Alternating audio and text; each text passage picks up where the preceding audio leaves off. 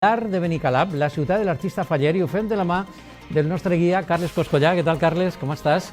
Quin racó més especial de la ciutat, oi, Carles? Molt especial. És una ciutat de somnis, la ciutat de l'artista Faller, i com bé esta setmana hem pogut anar analitzant, ara mateix és la ciutat de l'artista. No sabem si de l'artista Faller, però sí que és de veres que ara mateix és un barri, la ciutat de l'artista Faller, que integra moltes coses. Integra almenys 5 somnis: el somni del parc de Benicalap, que està en el barri de Ciutat Artista Faller, el somni de la immigració, en les vivendes que es van construir als anys 70 per a la immigració, el somni del casino americano, el somni de l'Horta i, sobretot, clar, el somni de Regino Mas, el somni de la ciutat de l'artista Faller, no? Si estem veient un mapa... Sí, això ho he fet caserament. Sí, ja veig que per a situar... millorable, certament, però això dona una idea de què estem parlant. Correcte, això és exactament el que seria, en un esquema molt ràpid, el que seria el mapa del barri per a que se fem una idea ràpida, el mapa del barri de Ciutat de l'Artista Faller. I se seria més o menys la dimensió del parc de Benicalap, les vivendes que hem dit de la immigració, al costat Ciutat Fallera, el que anomenem Ciutat Fallera, però que recordem que avui parlem de tot el barri de Ciutat Fallera, i el casino americano, ahí en un cantonet, en una història molt peculiar, i els solars de l'Horta, tot envoltat per la CV30, que va tancant la Ronda Nord, no? Per aquest nord-oest de València, que és el megadistricte de Benicalap. Quina fotografia podríem fer, diguem, de la realitat social avui dia en el barri, diguem, entroncada o enclavada en el districte? És que Benicalap és el gran barri de València. El districte de Benicalap integra el barri de Benicalap i el barri de la ciutat Fallera. Per a què se fem una idea, 47.000 persones viuen al districte. Això és més que Xàtiva, més que Alzira. Això és més que Mislata, és més que Burjassot, és més que Sòria i és més que Teruel. És el doble que Llíria, és el doble que Calpe, és 3 voltes Godella. És a dir, això és la dimensió del que és el districte de Benicalap a València.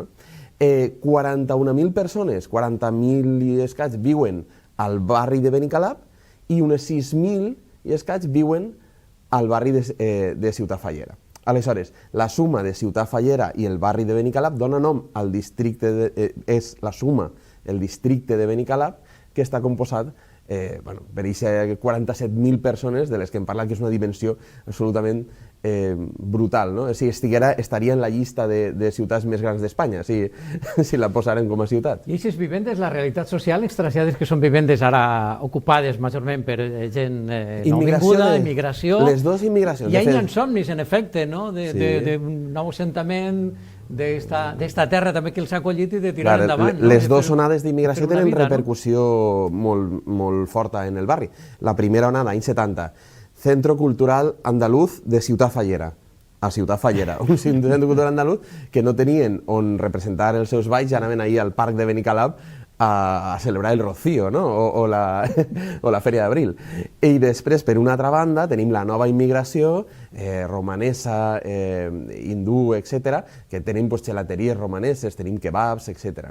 I la convivència d'aquestes dues immigracions en unes vivendes molt degradades, molt de cases barates dels anys 70. Per cert, en una curiositat, que això que estem veient és la plaça de Regino Mas. No té forma de plaça, però volien fer una plaça, han posat allí unes vivendes i les vivendes s'han quedat enmig de lo que és la plaça. Sincerament, faig un asterisc, em fa l'efecte, i així parle de part, que la memòria del tio Regino estaria millor ubicada, o podries haver buscat un lloc més... No estic parlant que s'ha de posar una plaça en el centre, ni molt menys, però bueno, millorable, manifestament millorable. I no només de Regino Mas, en un carreronet estret que n'hi ha ahir molt oscur i molt curt, és el carrer Andreu Alfaro de València. Imagina't. D'aquest estil, no?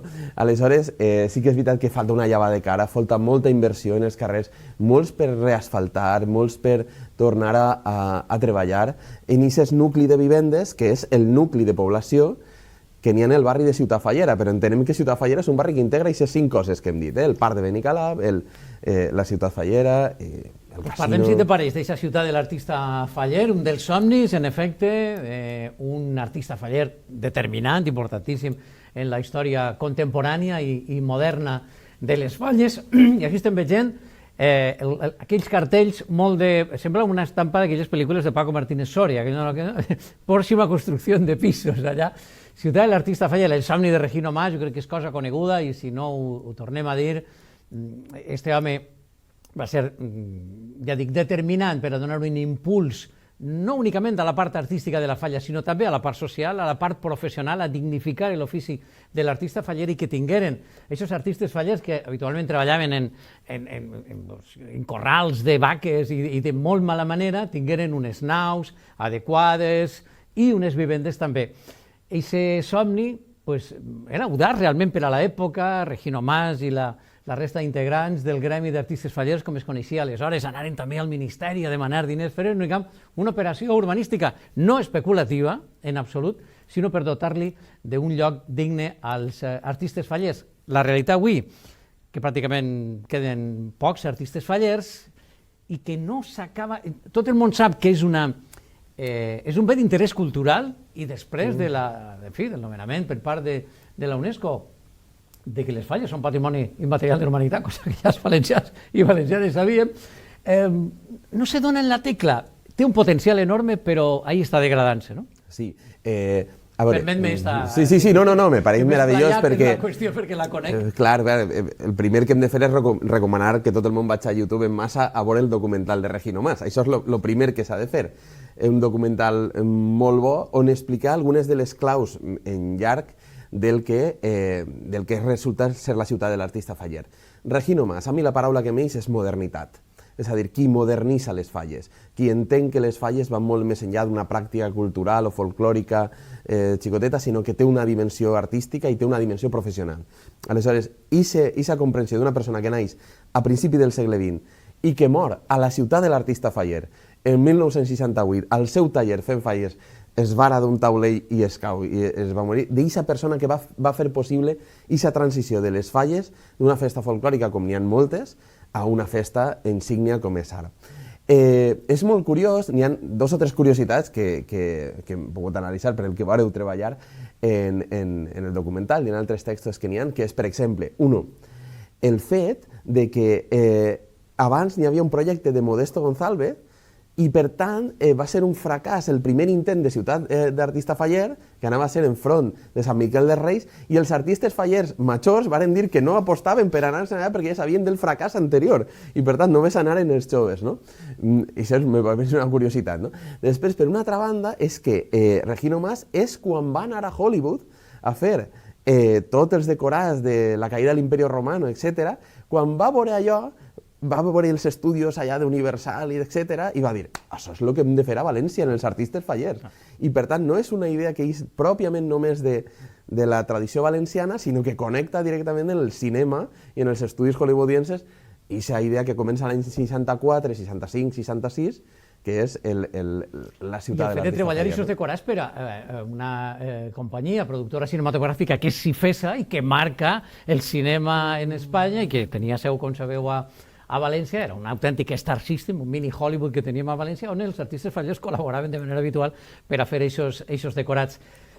Això va diluint-se en el temps i avui en dia n'hi ha propostes, idees per part de l'Ajuntament, però té difícil solució, no? És que pega una crescuda, s'arriba a treballar en coses com Terra Mítica, Euro Disney o la Warner de Madrid, s'arriben a fer coses no només de falles, sinó de falles d'especial, però per a que se fem una idea, de les 50 naus que n'hi ha, només 20 avui estan dedicades a les falles. Què tenim ahí? Tenim de tot ara mateix. Tenim esglésies hindús, esglésies nigerianes. Tenim CREAT, que és un projecte brutal fet a la pandèmia, que és l'únic element important del circ que queda a València. És a dir, en la mort del gran circ Fele, diguem-ne, clar, en la pandèmia es va quedar parat el concepte del circ a València. CREAT és l'escola feta per gent internacional, vinguda d'Israel, vinguda d'Argentina, vinguda de totes les parts del món, que han fet una escola gegant d'espectacles per a infants, de tot, que està a la ciutat de l'artista faller. Tenim Percussons, que és una acadèmia de percussió on donen classes millors percussionistes de València, Grati Murcia, Paco Anglès, són dels millors percussionistes, està també a la ciutat de l'artista faller. el museu, tot allò que venia del gremi creat per Regino Mas, doncs avui es dedica a tallers de cotxes, es dedica a altres usos, i les falles van eixint del que era el Carme, el que deies els corrals vells del Carme, després passem a les ciutats de Falla i se n'anem per fi a fora de València. Seguim una espenteta en estos 3 minuts que ens queden, perquè hi ha 2 llocs del barri que també val molt la pena parar l'atenció, el parc i el casino americano. Conta'ns. Bueno, el parc és el somni de la democràcia. El Ministeri tenia els terrenys d'hortofrutícola, se'ls compra l'Ajuntament dels anys 70 i, clar, la reivindicació veïnal era tan potent que va fer que l'any 83 tots els veïns del barri, damunt contractats veïns del barri, feren un dels parcs més bonics que tenim a la ciutat de València en una zona obrera. I, per tant, el parc de Benicalap és avui una referència de creativitat, per exemple, aquest tobogan de formigó, la piscina tropical o la casa de Tarzán, i de fonts i de recreativitat natural impressionant. I clar, fou el gran símbol de la dignitat del moviment social dels anys 80 a València. I després el casino americano, que és el casino de les dos mentires, perquè ni és casino, com ho entenem avui, ni va ser d'un americano. És a dir, el casino era una persona qui va crear el casino americano de Benicalap, que és també un lloc de referència abandonat, però que en un futur serà un lloc recuperat per l'Ajuntament de Moviment Social.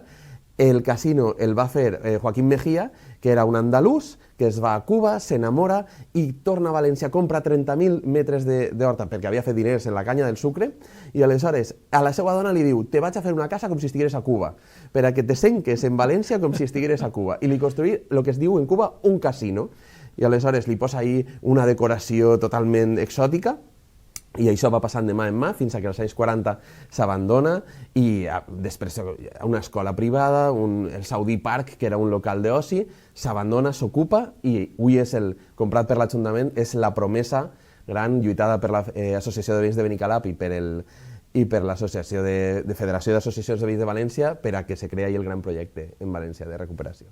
Que esperem que continuï espentant-se perquè és un projecte realment molt bonic per a les associacions i el moviment veïnal i aquest casino que té una història també tan curiosa.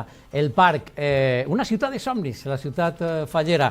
Gràcies per acompanyar-nos per aquest viatge i deixar-nos tantes claus i tantes mirades diferents sobre València. Gràcies, Carles.